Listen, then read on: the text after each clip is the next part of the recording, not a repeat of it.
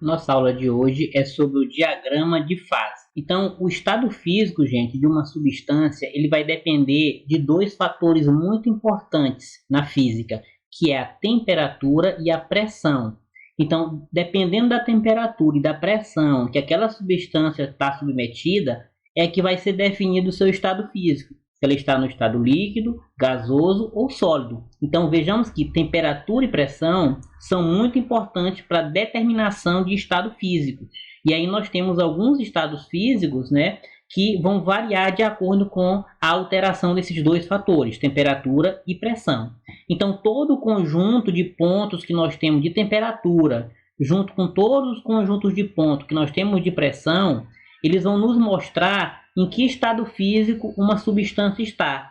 E isso tudo eu chamo de diagrama de fases. Esse diagrama nos permite localizar em que estado físico uma determinada substância se encontra. Aqui nós temos o diagrama de fases para a maioria das substâncias. Então vamos observar aqui e estudar com cuidado o que esse diagrama de fases representa. Então aqui eu tenho nessa reta aqui a pressão e nessa outra aqui de baixo a temperatura. Então, como eu falei para vocês, são os dois fatores aqui importantes para determinarmos um estado físico de uma substância, a pressão e a temperatura. O que a gente tem aqui? Nós temos aqui os três estados físicos, né? Nós temos o estado sólido, nós temos o estado líquido e nós temos o estado gasoso, que é dividido entre vapor e gás. Aqui no meio nós temos o ponto triplo. O que vem ser esse ponto triplo?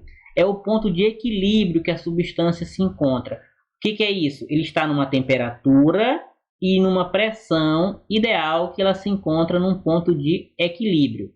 E o que acontece aqui? Se eu tenho uma determinada substância que ela está aqui no quesito temperatura, o que acontece se eu aumentar a pressão? Olha só, aumentar é subindo. Se eu aumento a pressão de alguma substância que está bem aqui na temperatura, o que acontece com ela? Ela passa de vapor para sólido. Então ela sai aqui dessa área que representa o vapor e chega aqui na área que representa o sólido.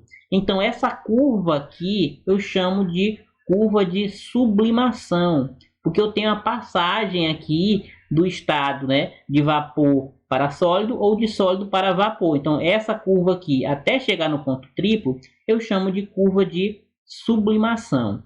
Uma outra curva que nós temos é a curva de fusão. O que é a curva de fusão? É essa aqui de cima. Ela representa a passagem aqui desse lado, que nós já sabemos que é o estado sólido, para o estado líquido, que é desse outro lado aqui. Então, de novo, qualquer substância que eu pegue aqui, agora nessa temperatura X, que pode ser qualquer valor, tá? Se eu aumento a pressão, se isso vai subindo esse gráfico, ela passa do estado de vapor e chega aqui no estado de líquido. Então aqui eu chamo curva de fusão quando eu passo do sólido para o líquido. E essa curva aqui que passa do vapor para o líquido ou do líquido para o vapor, eu chamo de curva de vaporização. E esse ponto aqui no extremo da curva de vaporização é o ponto crítico. Esse ponto crítico justamente ele vai nos permitir distinguir o vapor de gás. Porque aqui eu tenho a temperatura crítica. O que é essa temperatura crítica? É uma temperatura que para aquela substância é o máximo. Ou seja, depois desse ponto crítico, depois dessa temperatura crítica, aquela substância ali ela se encontra num estado de gás. E antes daquela temperatura crítica, ela encontra-se num estado de vapor. E qual é a diferença? Bom, qualquer substância que eu pegue aqui antes dessa temperatura crítica, se eu pegar e aumentar a pressão dela, ela passa de vapor para líquido. Olha só, sempre ela vai sair de vapor para líquido, que é essa área aqui do gráfico. Agora, se eu pego uma substância que está depois desse ponto crítico, depois dessa temperatura crítica, aqui, por exemplo, o que acontece se eu aumentar a pressão? Ela vai subir, mas ela vai continuar sendo gás. Por quê? Porque isso aqui, ó, é o limite. Então não faz fronteira esse gás com o líquido aqui. Então o limite é aqui. Então tudo que tiver depois dessa temperatura crítica, depois desse ponto crítico, o gás, no caso, não volta mais para o estado líquido. E essa é a principal diferença de gás para vapor. O vapor ele consegue voltar para o estado líquido. O gás ele não consegue voltar para o estado líquido. E essas curvas aqui de fusão, de sublimação, de vaporização, nos permite identificar. Então, se eu tenho aqui alguma substância que está sobre essa linha aqui, ela está sobre a linha de fusão, ou seja, sobre a curva de fusão. Ela está aqui na passagem do sólido para o líquido. Bom, mas esse gráfico aqui, que é o diagrama de fase, ele é válido para a maioria das substâncias. Por que não é válido para todas? Porque a água ela é uma exceção. Nós vamos ver o gráfico aqui do diagrama de fase, como é que ele se comporta para a água, que ele é um pouco diferente. Então, olha só, nós temos aqui, que é a exceção, né, que é o H2O, que é a água.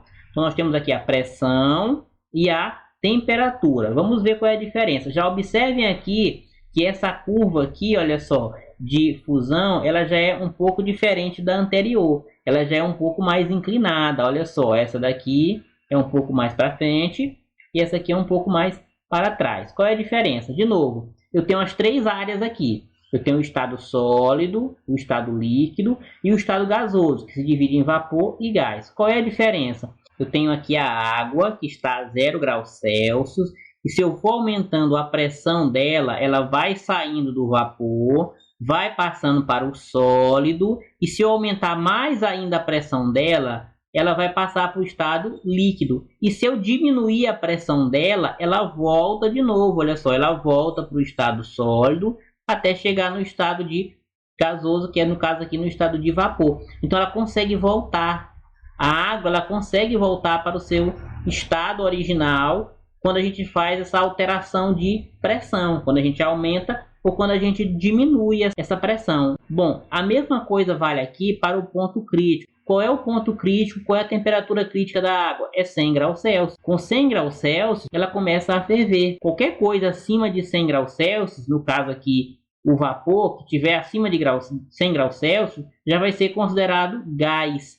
E qualquer vapor que esteja abaixo ou até 100 graus Celsius vai ser considerado vapor. Então, se eu pegar aqui, olha, a água nesse ponto aqui do gráfico e subir ela, aumentando a pressão, ela pode voltar para o estado líquido. E no caso aqui, se eu pego uma quantidade de água acima dos 100 graus Celsius, ela continua no estado de gás. Ela não faz fronteira com o estado líquido para voltar para ele.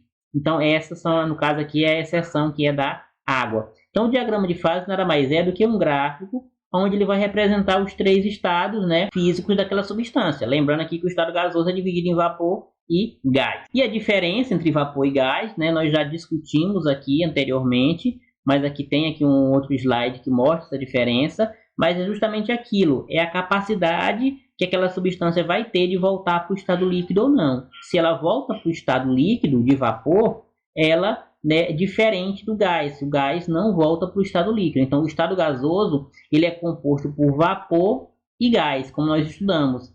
E isso aí é delimitado por esse ponto crítico, por essa temperatura crítica, que é aquele TC que eu coloquei para vocês. Então, aqui é a temperatura crítica. É o que separa vapor de gás. Aqui tem até como exemplo, né, o gás carbônico, onde a temperatura crítica dele é 31 graus Celsius. Isso quer dizer o quê? Que acima de 31 graus Celsius, esse gás carbônico vai estar realmente no estado de gás e não tem como ele voltar para o estado líquido. Agora, se ele estiver abaixo desses 31 graus Celsius, ele, quando a gente aumenta a pressão, vamos lembrar muito bem que é uma coisa associando com outra, tá? Quando eu aumento a pressão em cima desse gás carbônico, ele está no estado de vapor e pode virar líquido. E para orientar essas mudanças de estado físico, nós temos algumas leis que são chamadas leis das mudanças de estado. A primeira lei das mudanças de estado, ela diz o seguinte: ao mudar de estado físico, uma substância pura sob pressão constante, ela vai aumentar o seu volume nas transformações endotérmicas. O que é isso? São transformações onde ela vai absorver energia. E ela vai diminuir esse volume nas transformações exotérmicas, ou seja, quando ela vai liberar energia ou vai perder energia. Então, um exemplo bem prático, quando a gente coloca um copo cheio de água no congelador ou uma garrafa, então depois que passa um certo tempo que ele congela, o nível do gelo ele vai ultrapassar a borda do copo. O que isso indica? Que houve um aumento no volume daquela água quando ela passou para o estado sólido, porque houve ali, né, uma transformação endotérmica. Ela absorveu energia, né? E isso fez com que o seu volume aumentasse, como se transbordasse aquele volume. A segunda lei diz o seguinte: a temperatura de mudança de estado físico de qualquer substância pura, ela pode ser determinada em função da pressão. Então, como nós vimos anteriormente, a pressão, juntamente com a temperatura, elas vão influenciar na mudança de estado físico. Se elas vão influenciar, temperatura e pressão vão ser fator importante para mudar o estado físico de qualquer substância. A terceira lei diz o seguinte: durante a mudança de estado físico de uma substância pura, a temperatura ela vai permanecer constante se a pressão não for alterada, ou seja, a temperatura ela vai permanecer a mesma se a gente também não alterar a pressão, manter a pressão na mesma também. E a quarta lei diz o seguinte: se a pressão for aumentada, ocorrerá um aumento nas temperaturas de transições do estado físico, exceto na fusão, das substâncias conhecidas como exceção. Então sempre tem uma substância que ela é exceção. A água é um exemplo disso. E aí nós temos algumas situações importantes para observar, relacionando pressão e temperatura. Um exemplo disso é a altitude versus a temperatura de fervura. Um exemplo aqui. Então a gente sabe que quanto mais alto, menor é a pressão. Então quando você vai subindo, a pressão vai diminuindo. Quando a pressão diminui, uma outra coisa diminui também, é a temperatura de fervura. Então, por exemplo, ao nível do mar, que a gente chama, que é a 0 metros, ao nível do mar, a água, por exemplo, ela ferve a 100 graus Celsius, a uma pressão de 1 atm. Agora, o que acontece aqui? Se eu vou subir de 0 metros, que está no nível do mar, para 1000 metros, olha só o que acontece com a pressão. Era 1 atm, passou para 0,9. Então, diminuiu a pressão, de 1 para 0,9. Olha o que acontece com a temperatura de fervura. Ela diminui, ou seja, ela passa para 97 graus Celsius. E se a gente sobe mais ainda, de 1000 metros para 9000 metros, eu também vou estar diminuindo o que aqui? A pressão. Então, a pressão que a 1000 metros era 0,9, a 9000 metros é 0,4 atm. Então, eu diminuí a pressão. Consequência de diminuir a pressão, diminui aqui também a temperatura de fervura, passou de 97 graus Celsius para 75 graus Celsius. Ou seja, lá em cima, a 9000 metros, a água aqui vai ferver mais rápido. Por quê? Porque a pressão lá é menor. E aí nós aplicamos essas situações de pressão no dia a dia. Então, por exemplo, uma panela de pressão, ela funciona da seguinte forma: você fecha, veda ela aqui com o alimento dentro, e quando você veda aquela borracha que tem na tampa, ela aumenta a pressão aqui dentro da panela. Como ela aumenta a pressão, a gente viu que uma coisa é proporcional. Se eu aumento a pressão, também aumenta a temperatura. Lógico que aqui dentro da panela a temperatura vai aumentar também. Se aumentou a temperatura, aquele alimento vai cozinhar bem mais rápido, porque ele está sob uma pressão maior, logo ele também vai estar sob uma temperatura maior.